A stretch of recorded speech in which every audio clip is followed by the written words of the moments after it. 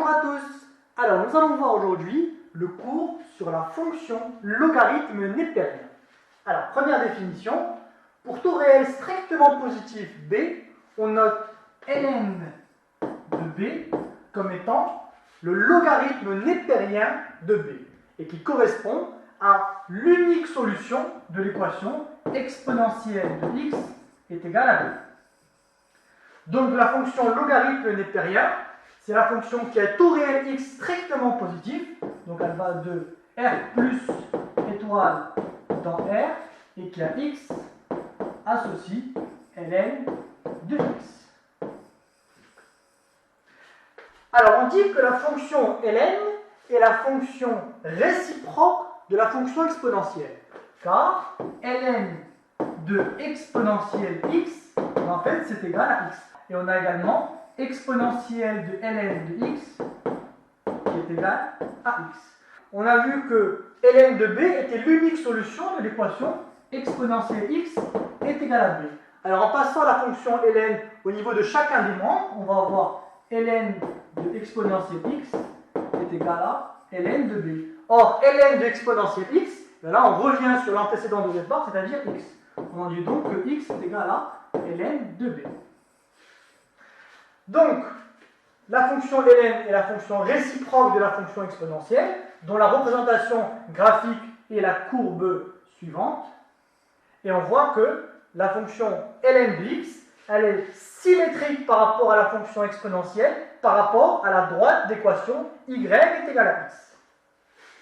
Alors, propriété numéro 1, pour tout x strictement positif, donc on a y est égal à ln de x, ça c'est équivalent à dire, en faisant passer la fonction exponentielle, on va avoir exponentielle de y est égal à exponentielle de ln de x. Soit exponentielle de y est égal à exponentielle de ln de x, ça c'est égal à x. Donc on a bien x est égal à exponentielle de y. Alors nous allons nous intéresser maintenant à quelques propriétés de la fonction ln. Alors, donc on a vu que la fonction ln était définie sur 0 plus l'infini, avec 0 exclu. Pour tout x appartenant à R, donc on a vu que ln de exponentielle x est égal à exponentielle de ln de x est égal à x. Ensuite, on a quelques valeurs remarquables qu'il faut connaître. Ln de 1 est égal à 0, donc ça correspond précisément à ce point-là. Et puis, ln de e,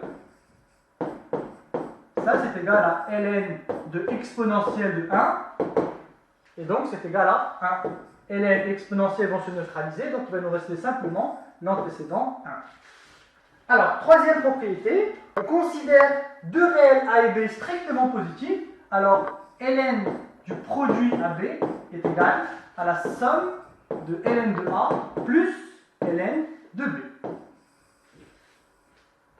Par exemple, si on a ln de 10, alors on peut décomposer 10 sous la forme 2 fois 5, et donc ln de 2 fois 5, ça va être égal à ln de 2 plus ln de 5.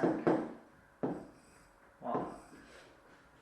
Donc bien évidemment, cette formule, il faut être capable de la lire dans les deux sens. C'est-à-dire qu'on peut séparer un produit sous la forme de la somme de deux ln de AB est égal à ln de A plus ln de B.